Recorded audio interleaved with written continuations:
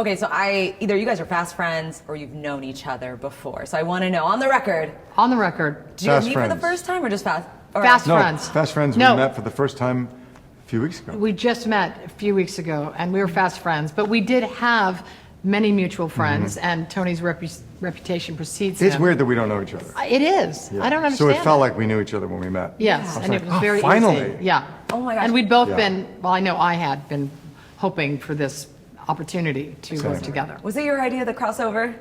Well, I've been wanting to work with Tony for a while, and NBC and Dick love a crossover. So it was just perfect for everybody. Oh my gosh, well, we can't wait to see it. I will ask you the differences between the Law & Order set and the Law & Order SVU. Did you go over there? Did they come over here? I went over there, and actually Tony and I were just talking about it. You know, our show, each set has a unique, definitely unique feel and vibe.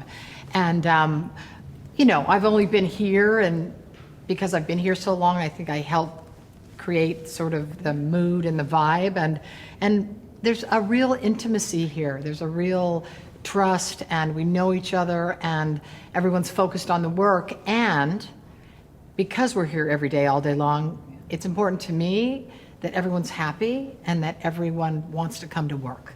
So we laugh, and because of the subject matter, it's, you know, it's so rough being immersed in this kind of material day in, day out, especially when it's ripped from the headlines, and unfortunately too much of it is what's happening in our world, and it's the darkest part of the human condition. So there's a lot of gallows humor, there's a lot of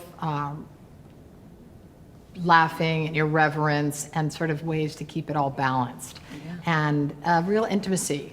And then my experience going over to, I call it the mothership, was, you know, Hugh is English, and he's so good and so professional and quite buttoned up, I might say. And so I was like, oh, I gotta get it together over here. And this actor, I don't know in my 2 or 3 days working with him that he ever flubs a line, which also I wasn't familiar with because I flub so many lines, and then it becomes shtick or a joke, or, you know, we just play and have a lot of freedom. But he's was so amazing and meticulous and talented and buttoned up.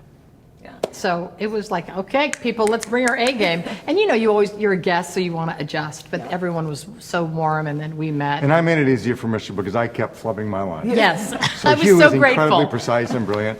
And there was at the end of this kind of intense discussion, debate we were having, his character is Nolan Price, and my last line of the scene was "Make the deal, Nolan." And so every take, my name is Nick Baxter on the show, so I said every time I'd be like, "Make the deal, Nick," and they would stop and go, "Tony, you're Nick." Oh, right, God. And then again, "Make the deal, Nick." I kept doing it. I could not get it right. He couldn't stop it, so and then we're all it became falling a apart shtick. laughing. Laughing, all of us. Have the scene- And it was such a great icebreaker, and I felt so comfortable, and I was like flattering myself, going, he's nervous. But wait, so what did you do in response? Well, to that? it was a shtick on a set. It was a shtick, and everyone was saying, "Make the deal, Nick." And so by the end of, I think the next day, thank you for giving me credit, I got T-shirts made for the crew. For the entire crew that said, "Make the deal, Nick." So Do you wear it to the gym now? I do. It's an inside joke. It's a great T-shirt. It was. I mean, that just speaks to the set and the environment that you guys create. You joined not that long ago. I'm still the new kid. Well, now more Tierney, God bless her, is the new kid, but You're I'm like still the passing new the kid. baton. Yeah. What has the reception been like? For me, it was amazing. I mean, it was, you know, this. I had worked on Law and Order almost 20 years ago as I directed it. And it had, at that time, it had been on for 20 years, and or 16, I think, at that time. And you must have been 12 when you directed it. I was 12, yeah. So I was a young director, and it was, it had a very familial feel then, and now it still does. It's like coming into a really well-oiled machine that everyone is, as you said, so happy to be at work, so grateful. That's the thing, you know, people are not. There's nobody who you feel jaded, like, oh, I've been doing this for too long, I've been doing this for decades. There's this sense of, we're so lucky to be a part of this. And everyone cares about the work, and yeah, it was really refreshing and fun, and I felt instantly welcomed. So you're like a real OG then. You were directing the I original guess, Mothership. yeah. And but I mean, I was just a guest. I just did one episode. But But yeah. still. Unlike most New York actors, I had never acted. through. I'd never acted in Law and Order, which is unusual. Almost everyone has been on one of our shows. That's my favorite thing when I go to theater. And you immediately go to the cast and go, were they on the show? Law Were and they on the show? Order. Were they on the show? Yeah. So you had to come back though, because it's So I rite of had to come back. passage. So, Yeah. what, 20, 30 years later, you come back, right? Yeah, 16 years. Well, how many years later? Almost 18 years later. Okay, I was like, Yeah. the math over under. Yeah. You guys have both played characters that just are part of American culture, right? With Scandal and obviously Olivia and what she means to people. When people come up to you, it's not just, oh, that's my favorite actor, or, you know, I recognize you from TV. They really have a connection with the characters you guys play. What is that like for you? Because I know that like when I see you on screen or when I see you on screen, I'm like, oh my gosh. So I want to know from your perspective, when you see that deep connection that people have, what do you guys think? That's why I never want to leave. Yeah. It's such a privilege to have such an intimate interaction with somebody that feels seen, feels maybe we had a teeny part of their healing or recovery. It's been amazing. I had a pretty profound moment. People always ask me, like, what's your favorite moment, or is there a fan moment? And I can never remember them because I've been so lucky and had so many. But the other day, somebody came up to me and told me that they were a victim of child sexual abuse. And then she told me that she got closure today, meeting me, and after our conversation. And it was almost too much to take in. Wow. It was such a beautiful moment because she was probably, you know, I don't know, maybe 65. So that was a gift. That is incredible. That was a gift. Yeah. And I think it's a blessing that it's you, because you're such a empathic person, and so another person may have not taken it in as much as you take it in. Well, thank you for saying that. I think anybody would have taken this in. Yeah. It was something. But yeah, you know, listen, that's what we're trying to preach, is empathy and compassion and curiosity and listening to survivors and believing them. So that's all good stuff. Thank you for sharing that. I really appreciate that. Tony, I know I don't ever scroll past a picture with you and Carrie, because again, we have such a connection to the show. So I want to know, do you guys know just how much we loved seeing you guys together? Yeah, and we're constantly reminded of it. I'm always slightly shocked at the degree to which people are, you know, that us being on these shows or having relationships like Olivia and Fitz had, the way that it impacts people's lives. I mean, the number of people that have come up to me and either said, you don't understand, I've had cancer and I went through chemo and Scandal was the thing that got me through, or COVID, I was alone in COVID. You know, my partner and I, we binge watched Scandal, or other things that I've done, you know, where you realize you have an impact on the work that we do, the stories that we are involved in telling, has this impact. So it's an incredibly privileged job to be able to tell stories. It's and have people connect. One of the things that really stunned me about Scandal, which I had not appreciated enough earlier in my career, because I hadn't been on a show that, you know, like on that kind of a show, is how deeply personal these stories are for people, and what a relationship they form with you. And so as I first met them, I was like, really? And it's a powerful thing. Stories are powerful things, you know. So But it also just makes the world feel a little smaller, a little cozier, and a little safer. yeah. I want to know what your reaction was to when they donated Olivia Benson's uniform to the Smithsonian. That had to be an incredible moment for you. It really was, and it actually took me by surprise. It was amazing. I was there, but to feel that to be told have the show celebrated as a part of American history was profound, and to have what Olivia Benson represents which is the act of listening to survivors, to have that be part of the story of American history was, I think it changed me in a way.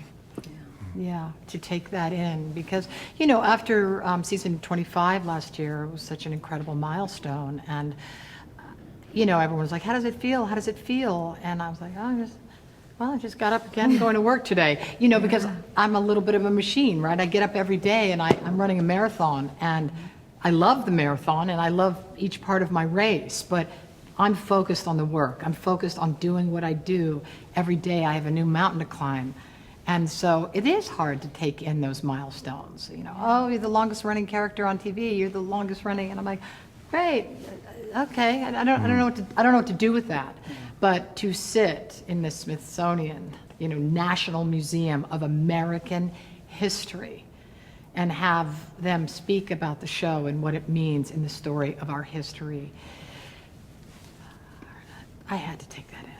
So it, you know, Dick Wolf, our creator, said that it was the first time he understood the show's cultural relevance. Yeah. And so it was something. So happy for you. That's Thank you. It really is. It really is. I'm still processing it.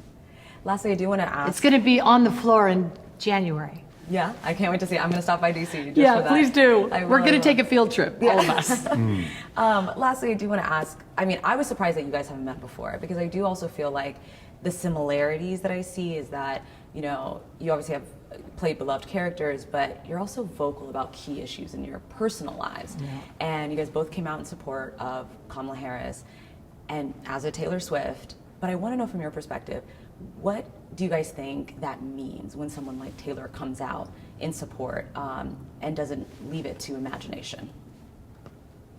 Well, we feel that, I love it now, we're a married couple. Yeah, we agree. I'm Olivia, so I'm just going to jump right in here to my role.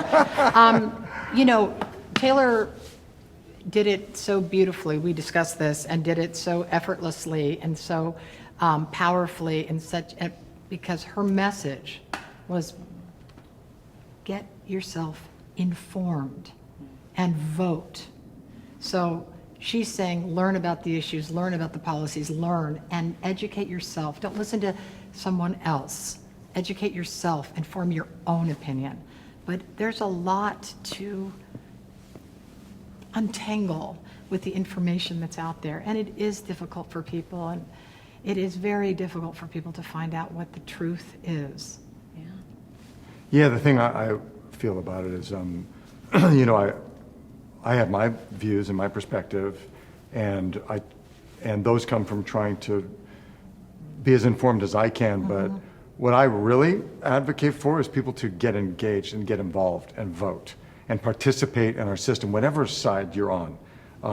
I think that and to respect the fact that what makes our country special and our form of government special is that you and I can have absolutely passionately different views of how to tackle a certain problem, and we can fight it out, and we have the ability to leave that interaction as colleagues and friends and co-humans in this form of government, because that's what it is. You know, like e pluribus unum, out of many one. And the danger I see in what's happening in our political culture in the past X number of years is the person on the other side is the enemy. Yeah. And I don't feel that way. You know, I have many friends who have different views than me, and I love talking to them and listening. And you know, so that's what I really try and encourage people to do. I rarely, well, you should, you know, I said, this is my perspective, but here's how you register to vote. Here's how you engage. Don't sit on the sidelines just because you're angry or disillusioned or frustrated or despairing. Get in the arena, as Teddy Roosevelt used to say, you know, get in the mud and mix it up. And that's the beauty of our system. So. You make some important points. Thank you guys so much for your time. I appreciate it. Oh. I will get better though at separating you guys from your character because I'm not gonna lie. When you came out, on And we the actually are our DNC, characters. Yeah, I No, was like, we when you- really are. That's why I'm like, it's Call so me Liv. hard. Yeah. Just a nickname. I'll call you, well, You Nick can and call me Nolan, Nick. either Yeah, one. you can call me whatever you want, yeah. I was gonna say each time you come out, I'm like, oh, it's the president. Oh, Right. just kidding. You're not a politician. No, I've But I been think demoted to DA. Yeah, I think they're going to be seeing more of us together. I hope so. See how I'm throwing that out there? Tease So now it. they have to. Come on, guys. Come on, guys.